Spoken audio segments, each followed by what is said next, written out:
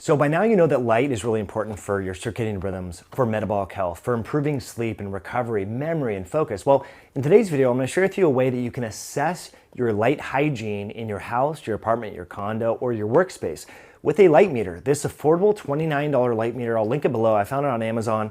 A lot of great reviews on this.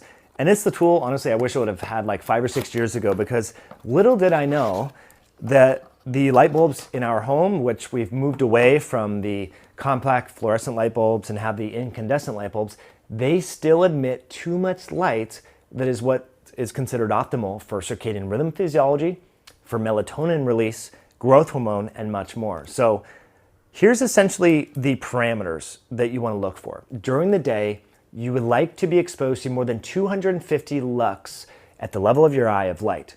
So that means going outside without sunglasses on. That means, positioning your work environment, if possible, near a window so you're getting sufficient light. So if I just move this near the window, we're pushing about 246 lux, which is ideal, okay?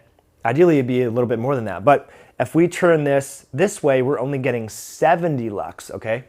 So if that was my work environment, which I know you can't see, we're basically in my living room, way too dark.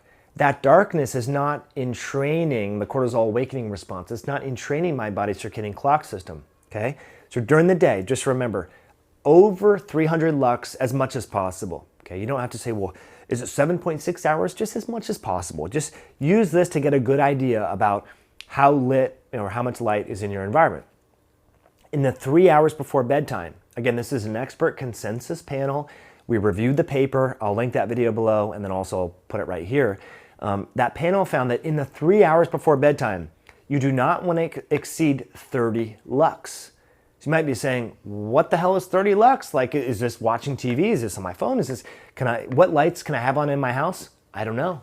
That's why you have to get the meter, my friends. Invest $29, get a meter like this. So as we're sitting here, again, as I just sort of pivot, okay, 70 lux. And we have reflective lighting in this for our video. If we were to turn off that, it would probably drop down to about 40 or 50. I was looking last night when I was on my computer just sort of playing around with this. If I'm within a foot of my screen on my Mac computer and I don't have the intensity of the light turned down, this was pushing 70 lux. That's more than 2 times what the expert panel recommends. What they found is in the range between 90 and 120 lux, that's where melatonin suppression starts to happen. You might say, oh, forget it. I don't care if I suppress melatonin because I take supplemental melatonin. Okay, that's better than nothing. But we know that all these pathways are interconnected. So if you're doing this every day for years, you can expect more gray hair, more wrinkles, worse sleep, memory consolidation, more sort of protein aggregates in the brain, increased risk for dementia, fat gain. We know that just a few nights of circadian rhythm disruption augment insulin and leptin release. So this is serious stuff, my friends. And we can now quantify this. This is not some pie in the sky idea like, oh, some guy says, you got to watch your light. Honestly, we're at the precipice of where the research is going. Circadian medicine is the future. We now have the data. Just having 5 lux of light coming through your bedroom, this was a study, share with you right here, found that cardiovascular parameters were significantly increased in the group that had 5 lux of light coming in their bedroom compared to the group that had none.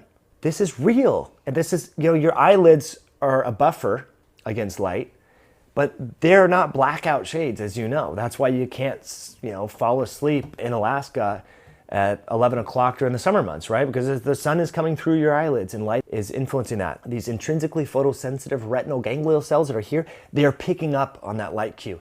And when they see light that is pushing 90, 100 lux, it starts to entrain and sort of waken the cortisol awakening response. And that's sometimes why people wake up at 2 in the morning and they feel like it's like 6 in the morning. So do yourself a favor. Again, this is like a glucose monitor. You don't have to bring this everywhere you go. You just get a general idea. Hey, that's what 30 lux sort of looks like. Oh, this is what 250 lux looks like. Oh, let's test out the bedroom. Oh, that night light that I thought was cool, well, that's pushing 20 lux. That's more than enough to increase your risk of cancer and heart disease. Data shows it, my friends. It's not just me. So I think most of us can invest $29 in a little gizmo like this. I'll link it below. We got to know our light. It's really that important. Again, these retinal ganglion cells go to the suprachiasmatic nucleus, which is the master regulatory of your circadian clock system. So if you're not getting darkness and light at the right time, your circadian clock system is going to be wonky. Talk about indigestion, poor energy, inability to regulate glucose, inability to regulate your appetite, sour mood, bad memory. I mean, the list goes on. It's impossible to disentangle circadian rhythm disruption from pretty much every disease and condition we can think about. So again, check out the link below. It is an affiliate link, but we make very little money off this, but I just want you to support your body's circadian clock system and be more light aware. As always, friends, you know what to do if you like this video. If you found some value out of this, please share this with a friend via a direct text message. We need to encourage more and more people to be mindful about adequate daylight exposure, over 250 lux in the 3 hours before bed, less than 30 lux, and then 0 in the bedroom. So let's make that go viral, friends. Thanks for sharing this message. Have an awesome rest of your day. Bye now.